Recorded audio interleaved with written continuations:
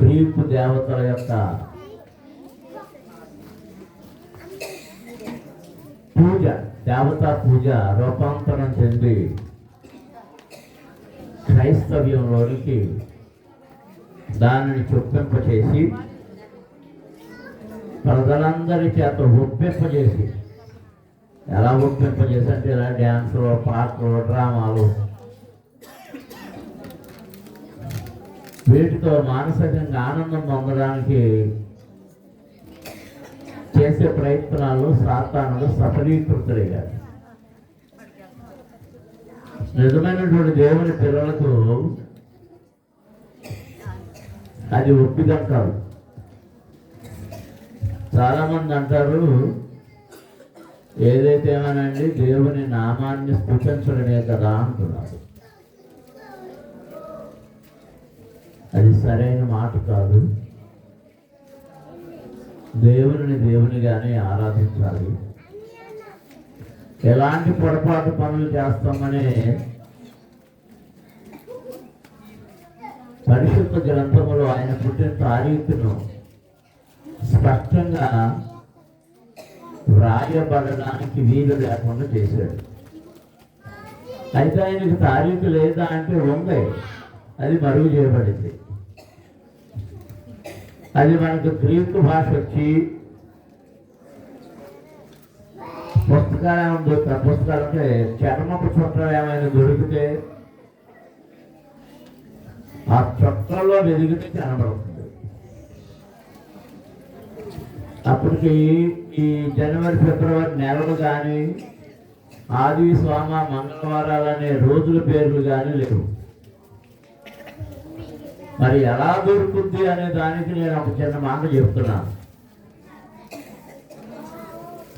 రోమా చక్రవర్తి అయిన కైసర్ జనసంఖ్య వ్రాయించమని ఆజ్ఞ ఇచ్చాడు. కైసర్ ఔగుస్ట్ అని ఉంటుంది తెలుగులో, సీజర్ అగస్టస్ అంటారు. ఆ కైసర్ ఔగుస్టుకి ఎందుకు ఆ ఆలోచన వచ్చిందంటే, పరిశుద్ధ గ్రంథములో మెస్సయ రాకను గూర్చి ప్రవచించబడిన ప్రవచనాలు నెరవేరడం కోసం మేకా ప్రవచిస్తున్నాడు. యోగా బెత్లెహేమా, నీవు అల్పమైన దానమైనను. పడిపోతుందా?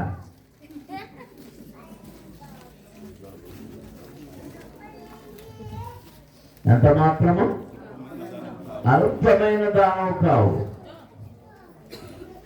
యోగా బెత్లెహేమా ఎందుకంటే నీలో నుండి రక్షకుడు అంటే మెస్సయ్య రాబోతున్నాడు. దానిని నెరవేర్చడం కోసం కన్య మరియ గర్భవతి అవుతుందని దేవదూత వచ్చి పలికినప్పుడు భయపడినప్పటికీ దూత అనేక మార్లు హెచ్చరించడం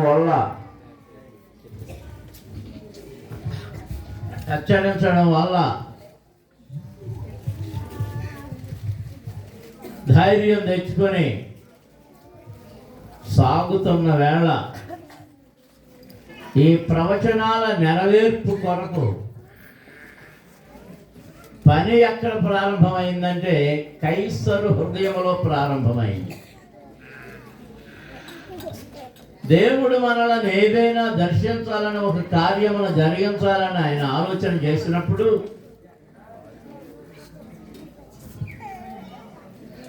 మనం పొందుకోవలసిన దానిని పొందుకోవడానికి అనుకూలంగా ఎక్కడో తన కార్యాన్ని ప్రారంభిస్తాడు ఆయన. అది మనకు అర్థం కాదు. ఆ కైసరు ఆజ్ఞ ప్రకారంగా జనసంఖ్య వ్రాయబడడం ప్రారంభమైంది. అప్పుడు నజరేతు నుండి బయలుదేరి వచ్చి యోసేపు యొక్క పూర్వీకుడు బెత్లెహేము వారు కనుక ఆ బెత్లెహేముకి వచ్చాడు. మనం ఇప్పుడు ఏదైనా ఆధార్ కార్డు సరి చేసుకోవాలన్నా, రేషన్ కార్డు లింక్ చేసుకోవాలన్నా ఎక్కడికి రావాలి? హైదరాబాద్లో ఉన్నవాళ్ళు, అమెరికాలో ఉన్న వాళ్ళు కూడా ఎక్కడికి రావాలంటే ఏ ఊరి వారైతే ఆ ఊరికి రావాలి. అలాగే వారు తరలి వచ్చారు. ఆ సమయంలో మరియమ్మ గారు గర్భవతిగా ఉంది. అప్పటికే ఊరంతా నిండిపోయి ఎక్కడెక్కడి నుంచి వచ్చిన వారు. పైగా ఈమె గర్భవతి కనుక, నిండు చూలాలు కనుక, ఆమె ప్రసవిస్తే పురిటాలు అయ్యి ఉంటే ఆ దోషం ఉంటుంది కనుక, మన భాషలో చెప్పాలంటే దోషం, ఆ మైలు ఉంటుంది కనుక ఎవరు చోటేవారు, వాళ్ళందరూ అపవిత్రులైపోతారు కనుక. అలాంటి సమయంలో ఎక్కడో ఆదరణ లేని, ఆదరణ దొరకని అయోమయపు స్థితిలో వారుండగా అక్కడ ప్రసవం జరిగినట్టు మన పరిశుద్ధ గ్రంథంలో చూస్తున్నాం. మరి అయితే తారీఖు ఎలా వ్రాయబడి ఉంటుందంటే, ఈ జనసంఖ్య వ్రాయించడానికి వచ్చినప్పుడు ఆ జనసంఖ్య వ్రాసే క్రమంలోనే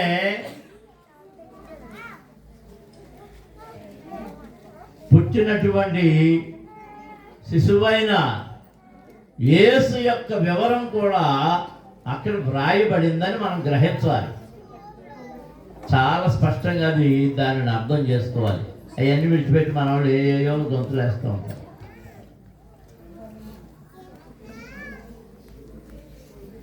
అది యాతాము మాసం అని ఒకడు అంటాడు, తిస్రీ మాసం అని మరొకడు అంటాడు, రకరకాలుగా అంటాడు. ఏదేమైనా కానీ గొర్రెల కాపరులు అని బైబిల్లో ఉందా?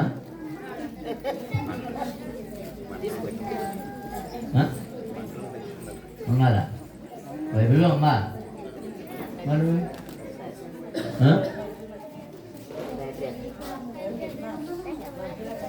మంటల దగ్గర ఉన్నదా అన్నది మనం సృష్టించింది.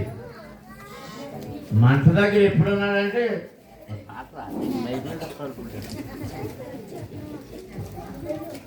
మంట దగ్గర ఎప్పుడున్నారు తెలుసా? ప్రభువుని రామారాణువ వారు పట్టుకున్నప్పుడు పట్టుకారు. పేతురు ఎక్కడున్నాడు? పరిగెత్తుకెళ్ళిపోయి. అదే కాలం అప్పుడు. మనం ఎప్పుడు చేస్తావు? అది తప్ప కదా. మరి ఎలా చేస్తున్నాగా? మరి ఇంట్రడ్యూస్ కూడా చేసేస్తున్నా అది అబద్ధం అంటారు. సగం సగం ఊపుతున్నాడు.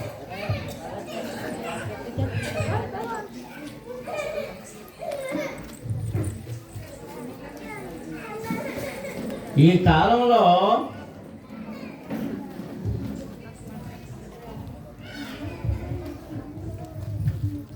భయంకరమైన చలి ఉంటుంది. బెత్లెహేములో వర్షాలు పడతాయి. అసలు గొర్రెల్ని పొలంలో ఎలా పెడతారు? వర్షకాలమును శీతకాలం ఆ పొలంలో కాపలా ఉండలేదు, మందలు కట్టలేదు. కనుక ఇలాంటి కొన్ని అభ్యంతరాల వలన పెద్దకోస్తు అనబడిన వారు, ఈ మధ్యన పెద్దకోస్తు కూడా గ్రాండ్ కన్స్ట్రక్షన్ మొదలెట్టారు. దుఃఖం కలుగుతూ ఉంది, భయంకరమైన దుఃఖం కలుగుతూ ఉంది. నన్ను కొంతమంది ఈ ప్రశ్న కూడా వేశారు, క్రిస్మస్ చేంజ్ మరి జనవరి ఎలా చేస్తున్నావు అని. ఈ 2025 సంవత్సరం ఇన్ని రోజులు ఆయన తన రెక్కల చాటును దాచి కాచి కాపాడగలిగిన కనుక 3 రోజులు ఉపవాసం అని ప్రార్థన చేసి ఉపవాసాలతో మా సంఘంలో ఉన్నటువంటి అలవాటుది మరి అందరూ కూడి వస్తున్నారు. కొంతమంది ఆ 37 రాత్రి మాత్రం వస్తున్నారు, మిగిలిన వాళ్ళు రావట్లేదు. గుర్తుపెట్టుకోండి, మీరందరూ ఆ 2 రోజులు ఉపవాసాల్లో గడుపుతూ దేవునికి మహిమ చెల్లిస్తే అది మీకు ఆశీర్వాదం. నమ్మిన వారి స్తోత్రాలు చేయండి. హల్లెలూయా, హల్లెలూయా. ఎందుకంటే రాబోయే నూతన సంవత్సరములో ఈ సంవత్సరం పొందిన కృప కంటే అధికమైన కృప. ఎందుకు సమస్య? అధికమైన కృప, అధికమైన ఆశీర్వాదం, అధికమైన దీవెనలు పొందుకోవడం కొరకు ఈ కోరికలు, ఈ ప్రార్థనలు. దేవునికి స్తోత్రం. హల్లెలూయా. మరి మీరందరూ పిల్లల కార్యక్రమాల కొరకు ఆశతో ఎదురు చూస్తున్నారు కనుక ఆశ గల ప్రాణమును ఆయన తృప్తిపరచను అన్నట్టు మేము మీ ప్రాణాలను తృప్తిపరచాలి. ఇప్పుడు ఎప్పుడు ముగిస్తామని నా వంట దాన్ని చూస్తున్నారు. శాంతాల పాస్టర్ గారు అయితే కచ్చే కొచ్చే తెచ్చే ఆమె అన్నాడు. ఆయనగా జానకట్రావు గారు కూడా ఆ బోసు మొత్తం ఏదో చెప్పేశాడు, అయిపోయింది. ఇప్పుడు నువ్వు మొదలెట్టేవాడిని ఆయన ఎప్పటికీ ఆయన వంకులు వస్తున్నారు. కొన్ని మాటలు యోహాను సువార్తలో మొదటి అధ్యాయం మొదటి నుండి కొన్ని వచనాలు కొంతసేపు మనం ధ్యానం చేద్దాం. ఆది యందు వాక్యం ఉండెను, వాక్యం దేవుని యొద్ద ఉండెను, వాక్యము దేవుడై ఉండెను.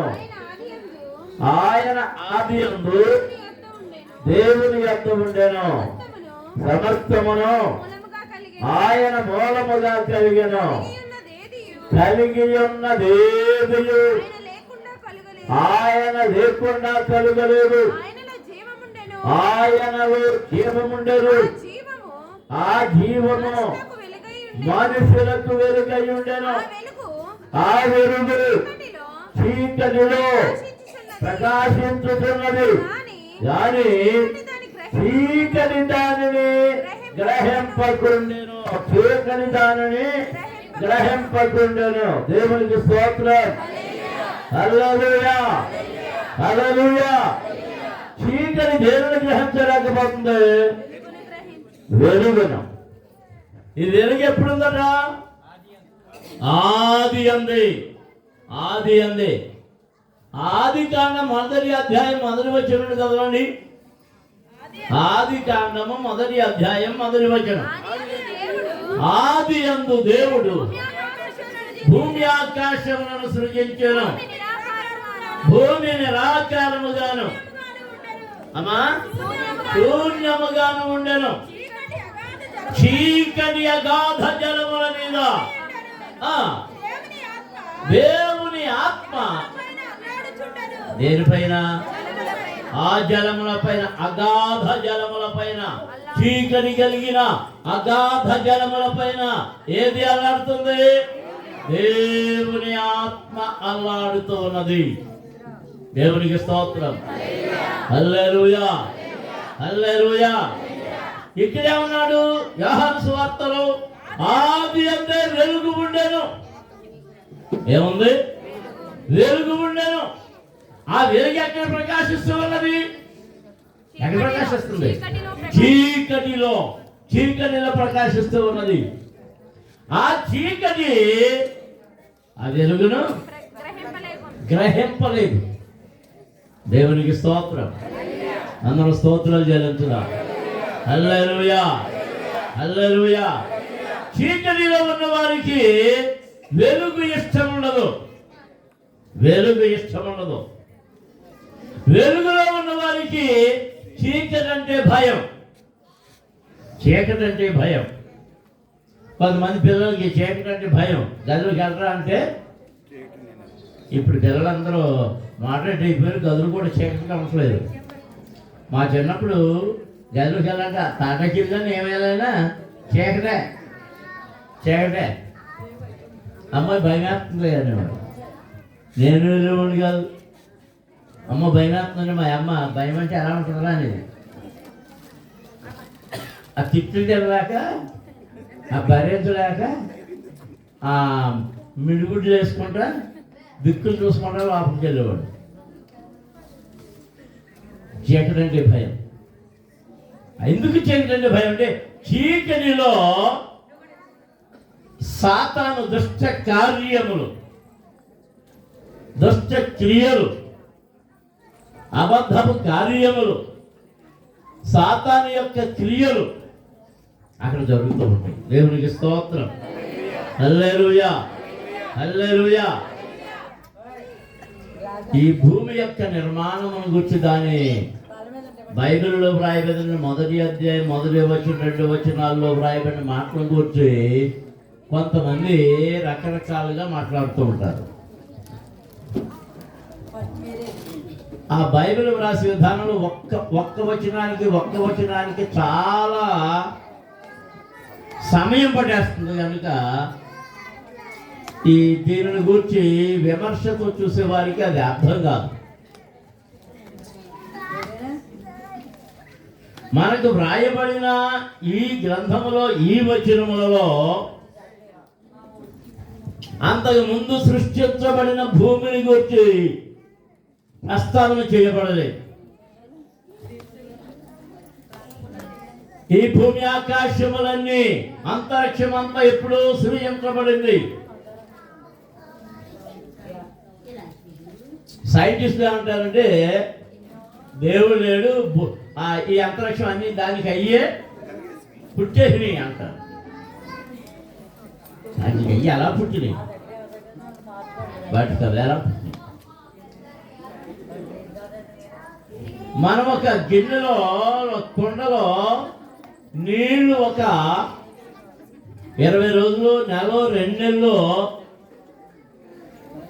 నిల్వ ఉంచితే దానిలో ఎప్పటికి వస్తాయి? పురుగులు, దోమలు, ఇంకా ఏవేవో నాచు అవన్నీ వస్తాయి.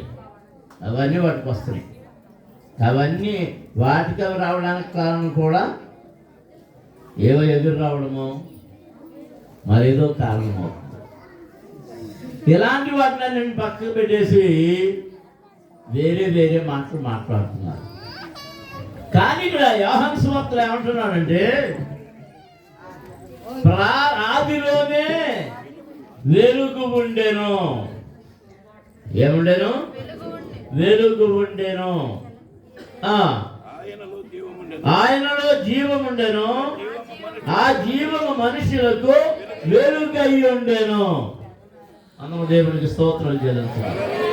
హల్లెలూయా. ఆ జీవం మనుషులకు ఏమై ఉంది? వెలుగై ఉంది. ప్రభు అంటున్నాడు, నేను లోకమునకు వెలుగై ఉన్నాను.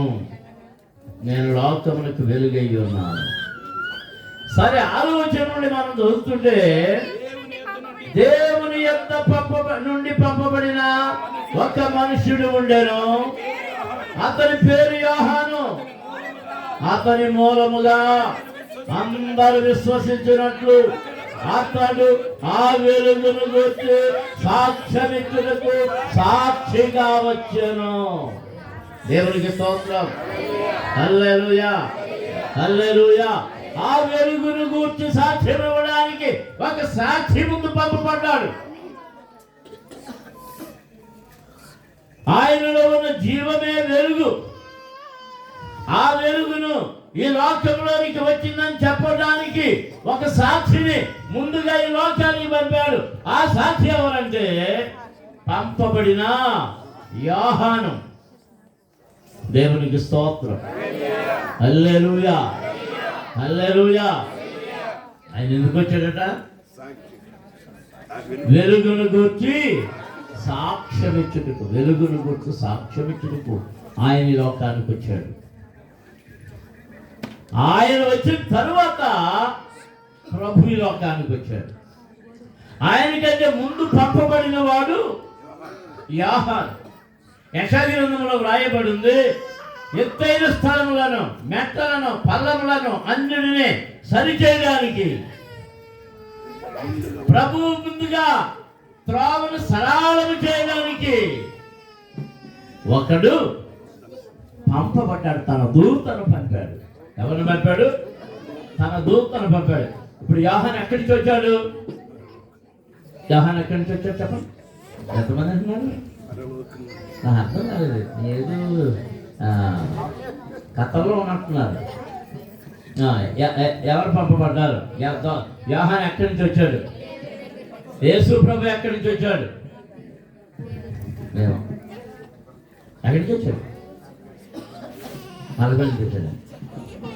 ఏం చదువుతుంది? అదే ఇప్పటికీ యేసు ప్రభు ఎక్కడి నుంచి వచ్చాడు? తెలవనోడు చేయత్తాను, తెలిసినోడు చేయత్తాను. ఆడవాళ్ళు ఎవరంటే ఎత్తుతలేదు, మగవాళ్ళు ఎవరంటే ఎత్తుతలేదు. మరి ఎవరు?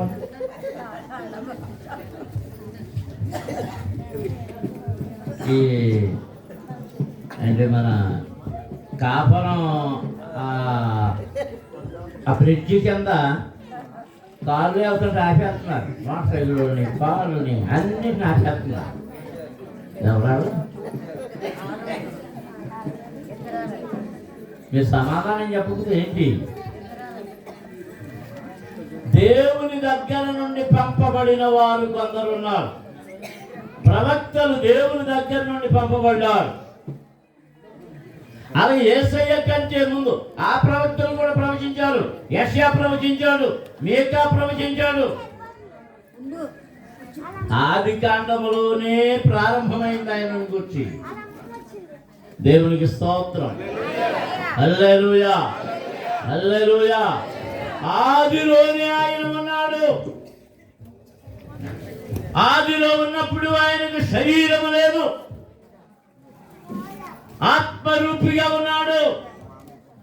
ఆ ఆత్మరూపిగా ఉన్న ఆయన తనలోని కొంత రూపాన్ని శరీర రూపిగా మార్చి ఏ లోకానికి పంపాడు. అదే మనం 14వ వచనంలో ఉంది. ఈ యోహాను సువార్త 14వ వచనం. ఆ వాక్యము శరీరధారి అయి కృపా సత్య సంపూర్ణునిగా మన మధ్య నివసించెను. దేవునికి స్తోత్రం. హల్లెలూయా, హల్లెలూయా, హల్లెలూయా. ఈ రాత్రి మరికొన్ని మాటలు ఈ వెలుగును గురించి చదువుకుందాం, నేర్చుకుందాం. మన యెషయా గ్రంథంలో 60 అధ్యాయంలో గౌరవం మొదటి వచనం ఏంటి చెప్పండి? 60 అధ్యాయం మొదటి వచనం చెప్పండి.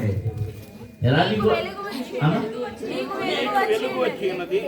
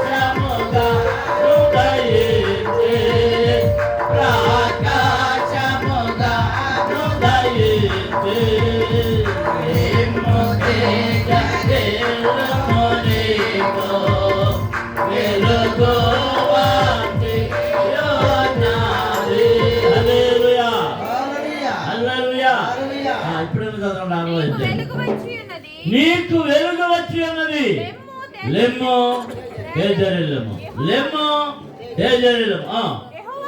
యెహోవా మహిమ నీ మీద ఉదయించెను. దేవునికి స్తోత్రం. హల్లెలూయా, హల్లెలూయా. మనం లేవమంటున్నాడు. ఎక్కడి నుంచి లేవమంటున్నాడు? చీకటిలో ఉన్నాం, అంధకారములో ఉన్నాం, దారి కానక ఉన్నాం, మార్గము కానక ఉన్నాం, దారి తెలియక ఉన్నాం. దారి తెలియాలంటే మనకు వెలుగు ఉండాలి. కరెంటు పోగానే ఇప్పుడు అందరి చేతుల్లోకి ఏమి వేస్తున్నారు?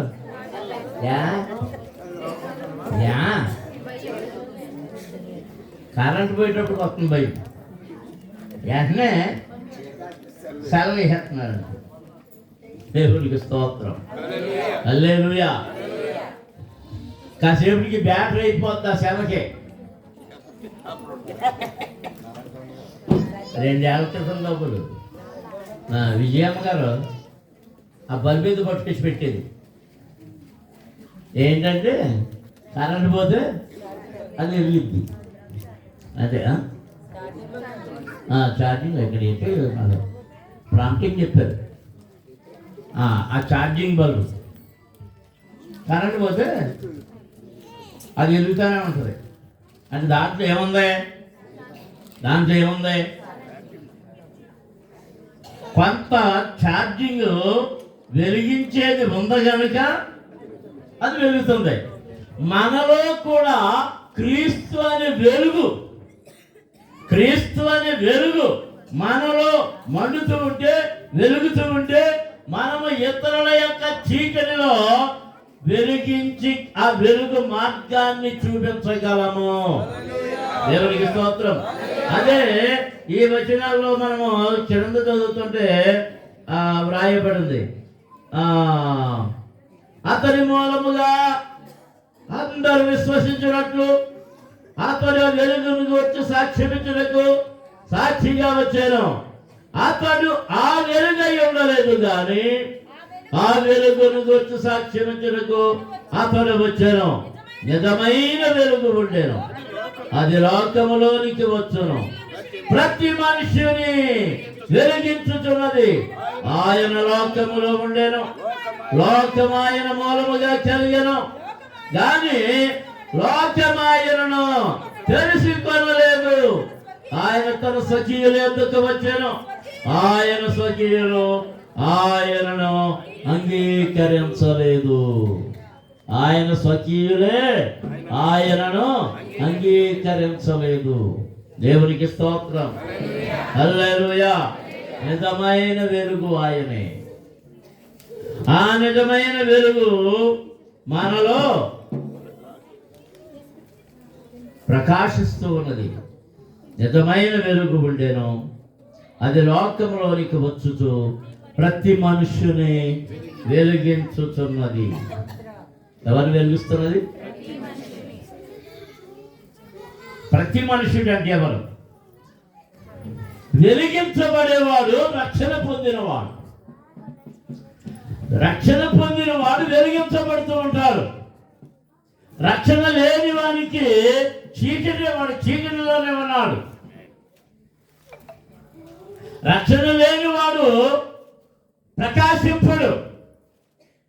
మరి ఎవరు ప్రకాశిస్తారు? ఎవరి మీద అయితే దేవుని వెలుగు ప్రకాశిస్తూ ఉన్నదో, ఆయన ఎవరి మీద ఉదయించాడో వారు ఇతరులకు, లోకానికి వెలుగుగా ప్రకాశిస్తూ ఉన్నారు. దేవునికి స్తోత్రం, హల్లెలూయా, హల్లెలూయా, హల్లెలూయా. ఆత్మాదీపమును, ఆత్మాదీపమును వెలిగించు యేసు ప్రభు, ఆత్మాదీపమును, ఆత్మాదీపమును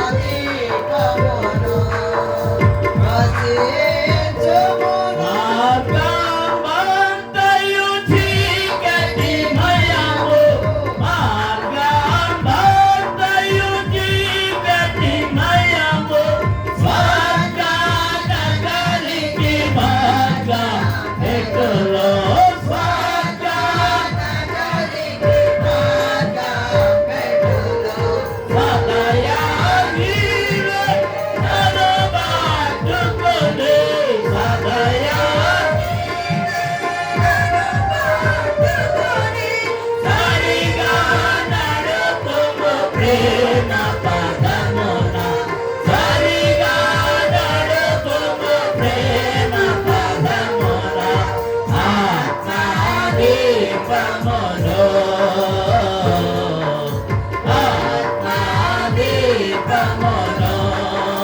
వెలిగించు యేసు ప్రభు.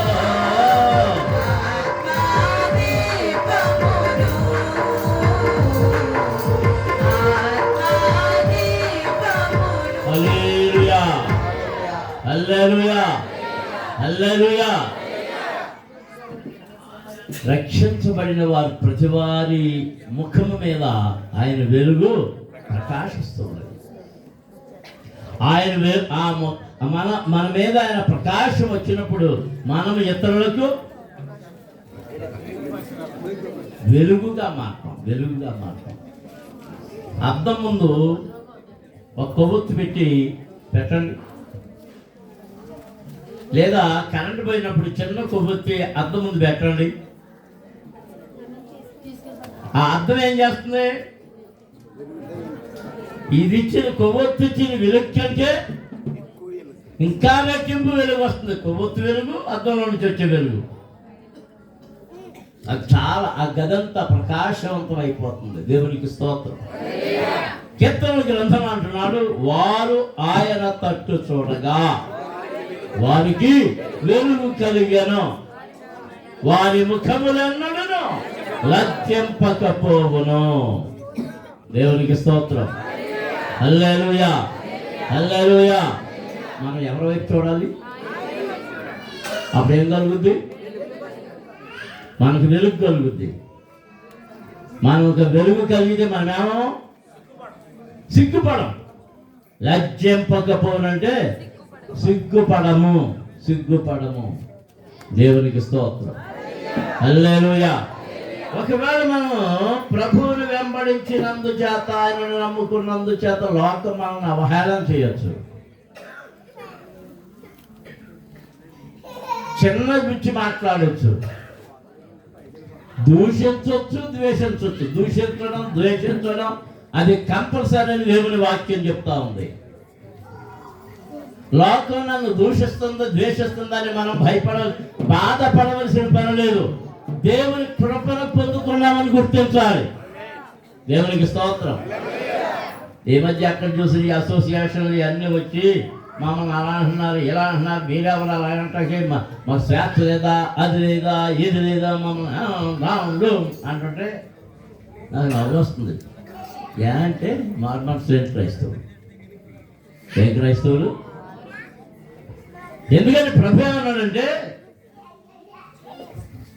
కొండ మీద ప్రసంగంలోనే మత్తయి 5వ సువార్త 5వ అధ్యాయంలోనే చివరికి ఎక్కడికి నా నిమిత్తము జనులు మిమ్మల్ని హింసించినప్పుడు మీరేం చేయాలి?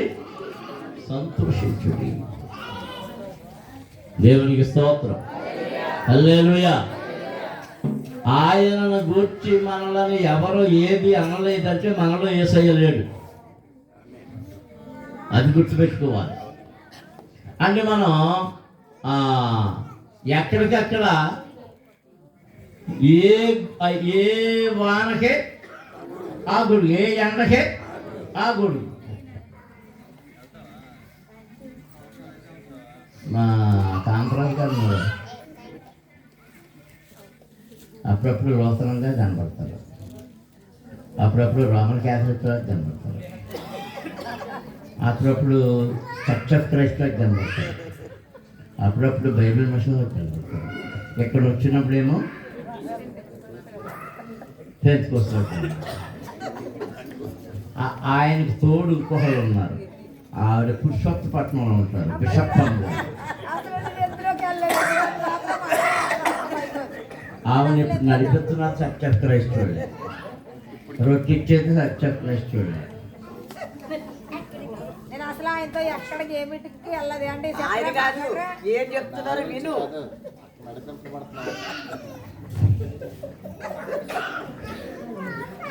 బాగా ఇంటికి వచ్చింది కదా, రంగు బయటకు వచ్చిందా?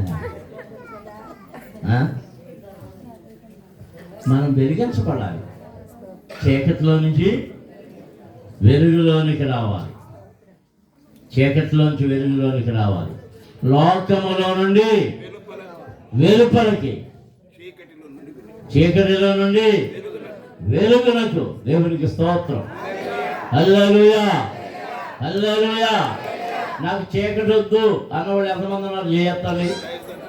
హల్లెలూయా. నాకు వెలుగే కావాలన్న వాళ్ళు ఎంతమంది చేయొద్దండి. హల్లెలూయా.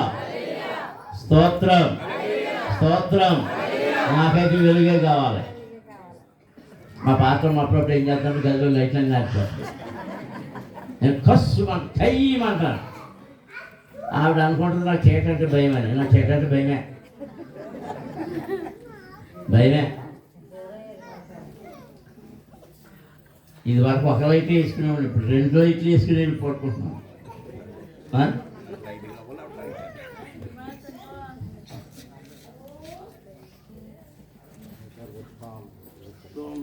మనం వెలుగు. మరి ఏ సంబంధులం? ఏ సంబంధులం? ఏ సంబంధులం? నువ్వే సంబంధివి? చీకటి సంబంధులు అందరూ దేవునికి స్తోత్రం చెప్పండి. వెలుగు సంబంధులు అందరూ దేవునికి స్తోత్రం చెప్పండి. కొంచెం మెరుగుకున్నారు ఏంటో.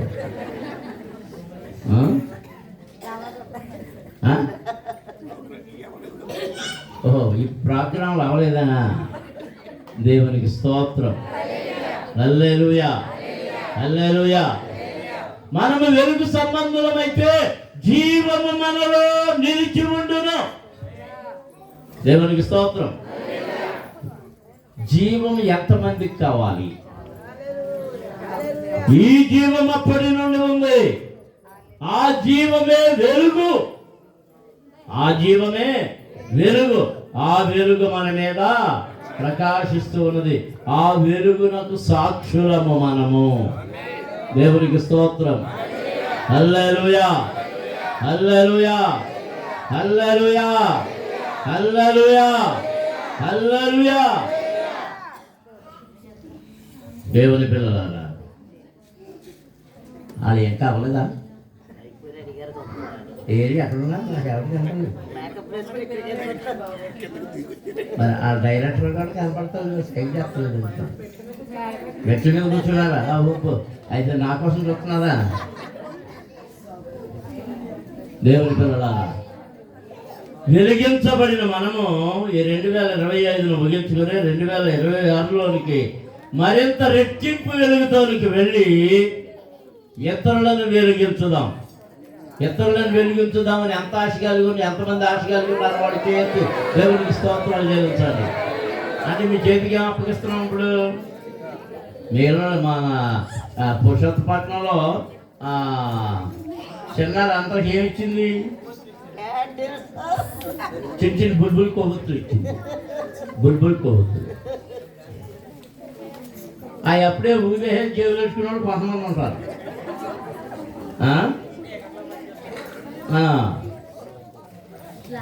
కానీ ఇవి జేబులు పెట్టుకునే కొవ్వొత్తి కాదు,